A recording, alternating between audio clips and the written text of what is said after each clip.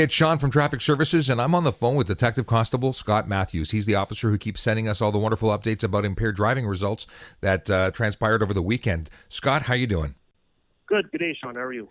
Doing all right. So I understand we had a fairly busy weekend in terms of impaired arrests. Yes, this weekend we arrested 12 people for impaired driving offenses. This is a little bit higher than it was the same time last year in 2020. We had 10 arrests at that time.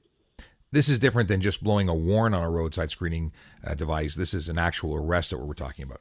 Yes, this is an actual arrest that could lead to criminal code charges.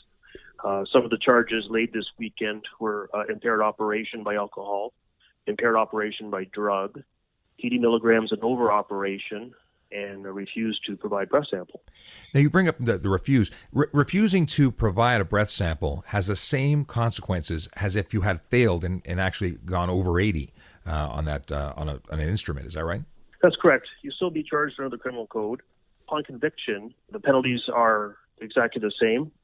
You'll get a minimum $2,000 fine for a refuse, including a possible 1-year driving prohibition, as well as a requirement for an ignition interlock on your vehicle. And that's regardless if you actually had over 80. Someone who may have had only a few drinks in their system and refuses may be doing themselves a disservice. That is correct. So just to recap, we had 12 impaired-related arrests, but how about warrant range suspensions? Did we issue any of those this weekend? Yes, this weekend we issued 7 of those warrant range suspensions. 5 of them were for 3 days for a first-time offense. And something very rare this weekend, we had 2 issued for 7-day. What is a 7-day suspension? It's when you have a second time you've been caught in that warrant range. The penalties are a little bit different other than the license suspension for 7 days. You also need to attend a mandatory education program as part of the penalty for that second offense. And that's a second time providing a warrant range within 10 years. Is that right? That is correct. And there also are monetary penalties for this. There's a $281 license reinstatement fee.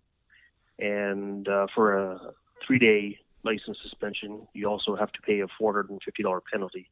So you're looking at a minimum $531 in fees just for that warrant range suspension. I'm sure that all of Toronto agrees and is thankful as I am that you were out there with the rest of the ride team this weekend looking for impaired drivers, and that you ended up with 12 arrests and 7 warrant range suspensions is both amazing and unfortunate at the same time. Thank you for the work you do. We look forward to having you back next Monday so we can do another recap of the weekend. Thank you so much. No problem. Thank you, Sean, and please drive sober. Oh, and before we go, if anyone wants to follow you on Twitter, what is your your Twitter handle and Instagram handle for that matter? My social media handles are TPS Traffic DC. TPS Traffic DC. Okay, thanks so much for everyone listening in, and we'll see you next time. Take care. Thank you.